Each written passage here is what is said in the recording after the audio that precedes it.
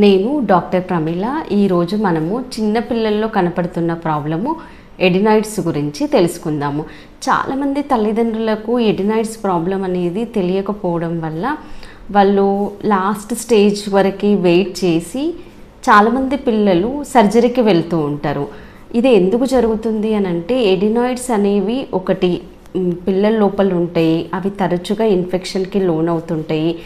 అవి వాటి వల్ల వచ్చే ఇబ్బందుల గురించి కరెక్ట్గా తెలియకపోవడం వల్ల టెంపరీగా మెడిసిన్స్ వాడుతూ ఉంటారు. అంటే జలుబు అయినప్పుడు, రికరెంట్గా ఫీవర్స్ వచ్చినప్పుడు ఇది మామూలు జలుబు, సీజనల్గా జలుబు వస్తుంది, సీజనల్గా ఫీవర్స్ వస్తున్నాయి అని అపోహలో మళ్ళీ మళ్ళీ యాంటీబయాటిక్స్ వాడడము, మళ్ళీ డాక్టర్ దగ్గరికి వెళ్ళి చూయించుకొని టెంపరీగా తగ్గుతుంది కానీ మళ్ళీ ఎందుకు వస్తుంది అనే దాంట్లో కరెక్ట్గా డయాగ్నోస్ చేయకపోవడం అనేది జరుగుతుంది.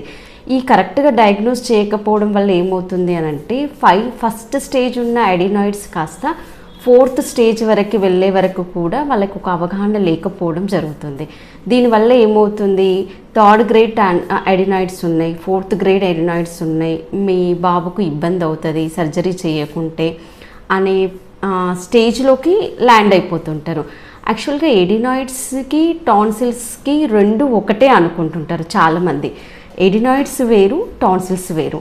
కానీ ఎడినాయిడ్స్ టాన్సిల్స్ ఒకటే వ్యవస్థలో మనకి ప్రొటెక్ట్ చేసే ఇంపార్టెంట్ ఆర్గాన్స్. ఎడినాయిడ్స్ ఎక్కడ ఉంటాయి అందరికీ తెలుసు. టాన్సిల్స్ అంటే నోరు ఓపెన్ చేయంగానే నాలుకకి వెనక భాగంలో గోటీలంత సైజులో టాన్సిల్స్ అనేవి అందరికీ అందరికీ చాలా మందికి 99% పీపుల్కి టాన్సిల్స్ ఉంటాయి గొంతు లోపల.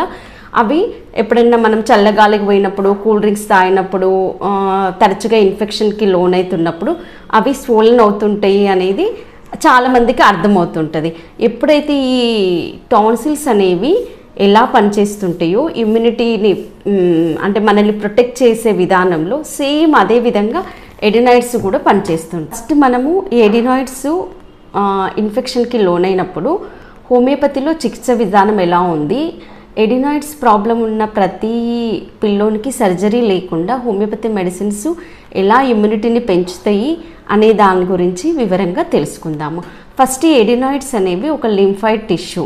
ఈ లింఫాయిడ్ టిష్యూ ఎడినాయిడ్స్ ఎక్కడ ఉంటాయి అనంటే నోస్కి వెనక భాగంలో, నోస్కి థ్రోట్కి మధ్యన జంక్షన్ ఏదైతే ఉంటుందో, జంక్షన్ అంటే నేసోఫారింగ్స్, నోస్కి వెనక భాగంలో ఈ ఎడినాయిడ్స్ అనే లింఫాయిడ్ టిష్యూస్ అనేవి అమర్చబడి ఉంటాయి. ఎప్పుడైతే ఈ ఎడినాయిడ్స్ యొక్క ఆ నోస్ వెనక భాగంలో ఉండడం వల్ల మనం నోస్ ఓపెన్ చేసి చూసినప్పుడు ఇవి కనపడవు. ఇది ఎక్స్రే ద్వారానైనా తెలుసుకోవాల్సి ఉంటుంది, లేకుంటే నేసల్ ఎండోస్కోపీ ద్వారా అయినా కూడా మనము ఈ ఎడినాయిడ్స్ ఏ సైజులో ఉన్నాయి, ఇవి ఎందుకు ఇన్ఫెక్షన్కి లోనవుతున్నాయి అనేది మనము ఒక నిర్ధారణకి తెలుసుకునే అవకాశం ఉంటుంది. ఎలాగైతే టాన్సిల్స్ మనకి థ్రోట్ ఎగ్జామినేషన్ చేసినప్పుడు తెలుస్తుంటాయో అంత ఈజీగా మనము ఎడినాయిడ్స్ని చూడలేము. స్పెషల్గా ఒక పరికరం ద్వారా మాత్రమే ఎడినాయిడ్స్ని మనము ఎడినాయిడ్స్ అంటారు కదా, వీటిని మనము గుర్తించే అవకాశం ఉంటుంది. ఎడినాయిడ్స్ యొక్క ముఖ్య పని ఏంటంటే ఈ అప్పర్ రెస్పిరేటరీ ట్రాక్ట్ ఇన్ఫెక్షన్స్ జరిగినప్పుడు మనం తీసుకున్న గాలిలోంచి వచ్చిన బ్యాక్టీరియా, వైరస్, ఈ జర్మ్స్ని ఏవైతే ఉంటాయో వాటిని ట్రాప్ చేసి మనల్ని ఇన్ఫెక్షన్ నుంచి కాపాడే ఒక ప్రొటెక్టివ్ ఆర్గాన్స్.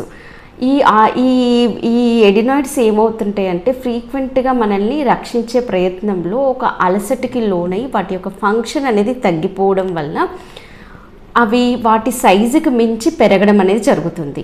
ఎప్పుడైతే ఈ ఎడినాయిడ్స్ సైజుకి మించి పెరగడం జరుగుతుందో అప్పుడు మనకు ఎయిర్వే అబ్స్ట్రక్షన్ జరుగుతుంది. ఎప్పుడైతే ఎయిర్వే అబ్స్ట్రక్షన్ జరుగుతుందో అప్పుడు ఏమవుతుంది, బ్రీతింగ్ డిఫికల్టీ ఏర్పడుతుంది.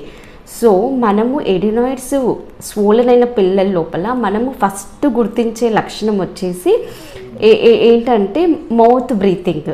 అంటే వాడు సరిగ్గా తీసుకోవడం, పిల్లలు శ్వాస తీసుకోవడంలో ఇబ్బంది పడుతుంటారు. ఇది ఫస్ట్ మనం గమనించాల్సిన లక్షణము. నవడేస్ పెరుగుతున్న వైరల్ ఇన్ఫెక్షన్స్కి ఏమవుతుంది అని అంటే పిల్లలు ఫ్రీక్వెంట్గా సిక్ అవ్వడం అనేది జరుగుతుంది. ఎప్పుడైతే పిల్లలు ఫ్రీక్వెంట్గా సిక్ అవుతుంటారో అప్పుడు ఈ అప్పర్ రెస్పిరేటరీ ట్రాక్ట్ ఇన్ఫెక్షన్స్ కూడా చాలా పెరిగిపోతున్నాయి.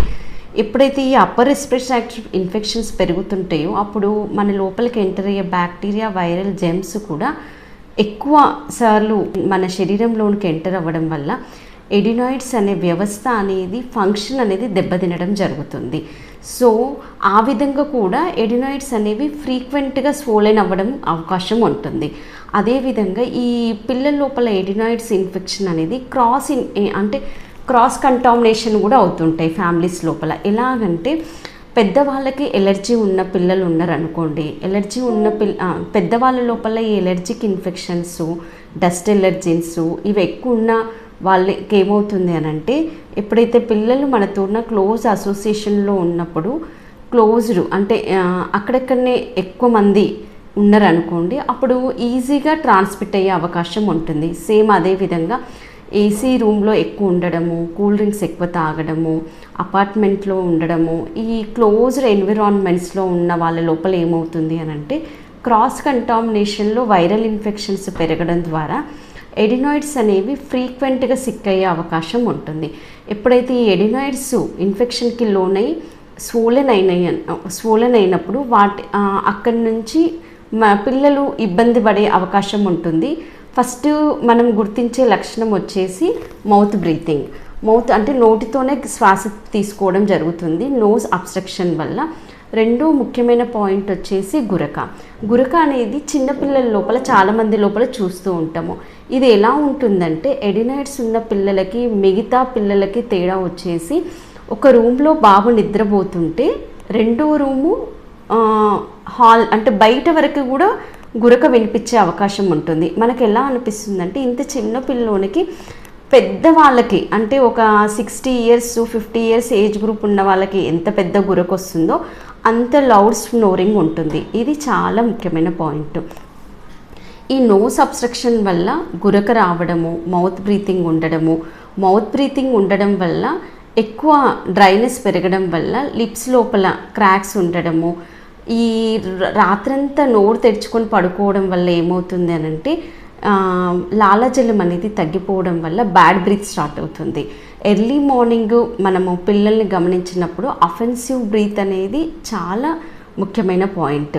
ఎప్పుడైతే ఈ అప్పర్ రెస్పిరేటరీ ట్రాక్ట్ ఇన్ఫెక్షన్స్ తరచుగా రావడం వల్ల ఈ నేసల్ డిశ్చార్జెస్ కలర్ కూడా అంటే మనము జలుబుని కూడా నేసల్ డిశ్చార్జెస్ అనేవి కలర్ వైట్ కాకుండా ఎల్లోగా గ్రీన్ కలర్ డిశ్చార్జెస్కి మనం గమనిస్తూ ఉంటాం ఎక్కువ ఇన్ఫెక్షన్ ఉన్న పిల్లల లోపల. ఇంకొక ముఖ్యమైన పాయింట్ వచ్చేసి ఎడినాయిడ్స్ ఉన్న పిల్లల స్పీచ్ అనేది చాలా డిఫరెంట్ వేలో ఉంటుంది. అంటే ముక్కుతో మాట్లాడినట్టుగా అనిపిస్తుంటుంది. అంటే ముక్కును మనం గట్టిగా పట్టుకొని కొంచెము ప్రెస్ చేసినప్పుడు ఒక రకమైన వాయిస్, ఈకో వాయిస్ వస్తుంటుంది కదా, అమ్మ, నాన్న, నా అట్లా. అంటే సౌండ్ అనేది స్పీచ్ క్లారిటీ ఉండదు. ఇది ముఖ్యమైన పాయింట్. ఈ ఎడినాయిడ్స్ ఉన్న పిల్లల లోపల మనము ఫస్ట్ గమనించాల్సిన పాయింట్ వచ్చేసి పిల్లలు ఎలా నిద్రపోతున్నారు, అంటే నోటితో గాలి పీల్చుకుంటున్నారా, నోటి ద్వారా శ్వాస తీసుకుంటున్నారా, అదొకటి గమనించాల్సిన పాయింట్. రెండోది వచ్చేసి ఆకలి ఎలా ఉంది. ఆకలి బాగా తగ్గుతుంది అని అంటే మనము ఫ్రీక్వెంట్గా జలుబుతో ఇబ్బంది పడుతుండు, ఆకలి తగ్గింది, అప్పుడప్పుడు 99 టెంపరేచర్ ఉంటుంది అని అంటే మనము ఖచ్చితంగా దేనివల్ల బాబు ఫ్రీక్వెంట్గా సిక్ అవుతుండు అనే పాయింట్స్ని తన పరిగణలోనికి తీసుకొని ఒక ఎక్స్పర్ట్ డాక్టర్ ఒపీనియన్లో పరీక్షలు చేయించాల్సిన అవసరం ఉంటుంది. అదేవిధంగా ఈ ఎడినాయిడ్స్ ఉన్న పిల్లల లోపల ఏమవుతుందనంటే ఈ ఆకలి మందగించడం వల్ల బరువు తగ్గడం కూడా జరుగుతుంది, ఎదుగుదలలో కూడా తేడా అనిపిస్తుంది. సో ఇవన్నీ మనము పరిగణలోనికి తీసుకొని ఎడినాయిడ్స్ని ఒక ప్రాపర్ వేలో డయాగ్నోస్ చేసుకొని ఫస్ట్ స్టేజ్లోనే సెకండ్ స్టేజ్లోనే ఎడినాయిడ్స్ని గుర్తించి ఇమ్యూనిటీ అనే వ్యవస్థను పెంచడం ద్వారా ఎడినాయిడ్స్ని ప్రాపర్ వేలో ట్రీట్ చేయొచ్చు. ఒకవేళ ఎడినాయిడ్స్ని ప్రాపర్ వేలో గుర్తించకపోవడము, ట్రీట్మెంట్ చేయడంలో అంటే ఇమ్యూనిటీ అనే వ్యవస్థని మెరుగుపరుచుకోవడంలో సరైన విధానంలో మెడికేషన్ వాడకపోవడం వల్ల వచ్చే ఇబ్బందులు ఏంటి, కాంప్లికేషన్స్ ఏంటి అంటే ఫస్ట్ ఇంపార్టెంట్ వచ్చేసి మిడిల్ ఇయర్ ఇన్ఫెక్షన్స్ అనేవి పెరుగుతూ ఉంటాయి. మిడిల్ ఇయర్ ఇన్ఫెక్షన్స్ ఎలా పెరుగుతుంటాయి అంటే ఎప్పుడైతే నోస్కి ఇయర్కి మధ్యన ఈస్ట్రోజన్ ట్యూబ్ అనేది అమర్చబడి ఉంటుంది. ఈ ట్యూబ్ అనేది ప్రెజర్ని బ్యాలెన్స్ చేస్తుంది. ఎప్పుడైతే ఈస్ట్రోజన్ ట్యూబ్ ఇన్ఫెక్షన్కి లోనవుతుందో అప్పుడు మిడిల్ ఇయర్లో ఇన్ఫెక్షన్స్ పెరగడం జరుగుతుంది. అది ఎలా అంటే తరచుగా పిల్లలు ఇయర్ పెయిన్ కంప్లైంట్ చేయడము, వెనికిడి లోపము. ఎప్పుడైతే ఈ మిడిల్ ఇయర్లో ఇన్ఫెక్షన్స్ పెరగడం వల్ల ఏమవుతుందంటే మైనం అనేది ఎక్కువ పెరగడం జరుగుతుంది. ఇది సెల్ఫ్ ప్రొటెక్షన్, కానీ ఎక్కువ ఇబ్బందికి అంటే ఇన్ఫెక్షన్ రేట్ పెరగడం వల్ల ఈ మైనం అనేది పెరిగిపోయి వినికిడి శక్తిని అంటే సరిగ్గా వినలేకపోతారు పిల్లలు. రెండోది ఇంపార్టెంట్ కాంప్లికేషన్ వచ్చేసి సైనస్ ప్రాబ్లమ్స్ వస్తూ ఉంటాయి. యాక్చువల్గా చిన్నపిల్లల సైనస్ ప్రాబ్లమ్స్ అనేవి ఏమీ ఉండవు. సైనసెస్ అనేవి 4 జతల గాలి కదులు. ఇవేం చేస్తాయి, మన ప్రెజర్ని అంటే మన తల బరువుని బ్యాలెన్స్ చేస్తుంటాయి. తలలో ఉన్న హెవీనెస్ని బ్యాలెన్స్ చేసే గాలి కదులు ఈ తరచుగా అప్పర్ రెస్పిరేటరీ ట్రాక్ట్ ఇన్ఫెక్షన్స్ వచ్చినప్పుడు ఎడినాయిడ్స్ ఉన్న పిల్లల లోపల సైనస్ ప్రాబ్లం వచ్చే అవకాశం ఎక్కువ ఉంటుంది. మూడోది ఇంపార్టెంట్ ఏంటంటే ఈ ఎడినాయిడ్స్ని కరెక్ట్గా స్టార్టింగ్లో గుర్తించకపోవడం వల్ల అప్పర్ రెస్పిరేటరీ ట్రాక్ట్ ఇన్ఫెక్షన్ కాస్త లోవర్ రెస్పిరేటరీ ట్రాక్ట్కి రీచ్ అయ్యి లంగ్స్ ఇన్ఫెక్ట్ అవ్వడం వల్ల బ్రాంకైటిస్, నిమోనియా ఇలాంటి ప్రాబ్లమ్స్ వచ్చే అవకాశం ఉంటుంది. వీటితో పాటుగా ఈ తరచుగా పిల్లలు ఇబ్బంది పడడము, ఆకలి మందగించడం వల్ల గ్రోత్ రిటార్డేషన్ జరిగి వెయిట్ తగ్గిపోవడం అనేది జరుగుతుంటుంది. సో ఎడినాయిడ్స్ ఉన్న పిల్లల్ని మనము రిపీటెడ్గా జలుబు అవుతుంది, ఫ్రీక్వెంట్గా 2 monthsకి ఒకసారి జ్వరం వస్తుంది, తరచుగా డాక్టర్ దగ్గరికి వెళ్ళి మందులు వాడాల్సిన అవసరం ఉన్న పిల్లల లోపల ఫస్ట్ ఫీవర్కి మెడిసిన్ వాడడము, జలుబుకి మెడిసిన్ వాడడం కంటే ప్రాపర్ వేలో డయాగ్నోస్ చేయడం అనేది చాలా ముఖ్యమైన పాయింట్. ఇలా డయాగ్నోస్ చేయడం ద్వారా ఏమవుతుంది అని అంటే స్టార్టింగ్లోనే పిల్లల ఇమ్యూనిటీని మెరుగుపరిచే అవకాశం ఉంటుంది. అదే 3rd, 4th grade ఉన్న పిల్లల్లోని కూడా మనము మంచిగా చేసుకోవచ్చు. కానీ ఫస్ట్ స్టేజ్లో గుర్తించడం వల్ల ఇంకా చాలా బాగా మెడికేషన్ అనేది ఫాస్ట్గా ఇంప్రూవ్ అయ్యే అవకాశం ఉంటుంది. హోమియోపతిలో చికిత్స విధానం ఎలా ఉంటుంది అని అంటే మా దగ్గరికి 3rd grade, 4th grade ఉన్న పిల్లలే ఎక్కువ వస్తూ ఉంటారు. ఎందుకు అని అంటే ఫస్ట్, సెకండ్ స్టేజ్లో ఈవెన్ డాక్టర్స్ కూడా కరెక్ట్గా గుర్తించకపోవడము, ఓన్లీ జలుబు, ఫీవర్గానే ట్రీట్ చేయడం ద్వారా, రిపీటెడ్గా యాంటీబయాటిక్స్ ఇవ్వడం ద్వారా ఏమవుతుందంటే ఇమ్యూనిటీ అనే వ్యవస్థ అనేది కుంటుపడడం అనేది జరుగుతుంది. 3rd, 4th gradeలో కూడా మనం ఇమ్యూనిటీ అనే వ్యవస్థని మెరుగుపరుచుకొని మా దగ్గర చాలామంది పిల్లల్ని వితౌట్ సర్జరీ ఎడినాయిడ్స్కి చాలా బెస్ట్గా ట్రీట్ చేయడం జరిగింది. సో తల్లిదండ్రులు ముఖ్యంగా గమనించాల్సిన అంశం ఏంటంటే సర్జరీ అనేది పిల్లలకు చేయించడం ద్వారా ఏమవుతుందనంటే వాళ్ళ ఇమ్యూనిటీ అనే వ్యవస్థ అనేది ఇంకా క్షీణించడం జరుగుతుంది. అలా కాకుండా ఒక్కొక్కసారి అడినాయిడ్స్ని తీసేసే ప్రయత్నంలో టాన్సిల్స్ కూడా తీసేస్తుంటారు. సో మనల్ని ప్రొటెక్ట్ చేసే ఆర్గాన్స్ ఏవైతే ఉంటాయో అవి చిన్నపిల్లల లోపల మనం తీసేయడం ద్వారా వాళ్ళ ఇమ్యూనిటీని 50%ని తగ్గించిన వాళ్ళం అవుతాం. కాబట్టి సైడ్ ఎఫెక్ట్ లేని మెడిసిన్ని హోమియోపతి మెడిసిన్స్ ద్వారా హ్యాపీగా వితౌట్ సర్జరీ మనము ఈ ఎడినాయిడ్స్ని మెరుగుపరుచుకునే అవకాశం ఉంటుంది. ఎప్పుడైతే ఈ ఎడినాయిడ్స్ని 3 to 10 years వరకు ఎడినాయిడ్స్ ఫంక్షన్ అనేది న్యాచురల్గా మనల్ని ప్రొటెక్ట్ చేస్తుంటాయి. 10 years తర్వాత ఏమవుతుంది, ఈ 15 అంటే టీనేజ్కి వచ్చేసరికి ఇవి నార్మల్గా వాటి ఫంక్షన్ని సక్రమంగా చేసుకొని అవి ష్రింక్ అవ్వడం జరుగుతుంది. సో న్యాచురల్గా వాటి పనిని చేసుకొని ష్రింక్ అయ్యే ఆర్గాన్స్ని అనవసరంగా తీసేసి ఇమ్యూనిటీ అనే వ్యవస్థను ఎందుకు కుప్పగూల్చాలి? అలా కాకుండా ఎడినాయిడ్స్ని కరెక్ట్ వేలో 3 to 4 years, 5 years age group ఉన్న పిల్లల లోపల, తరచుగా సిక్ అవుతున్న పిల్లల లోపల ఎడినాయిడ్స్ని ఫాస్ట్గా గుర్తించి వితౌట్ సర్జరీ హోమియోపతి మెడిసిన్స్ ద్వారా చాలా బాగా ట్రీట్ చేసుకోవచ్చు. Thank you.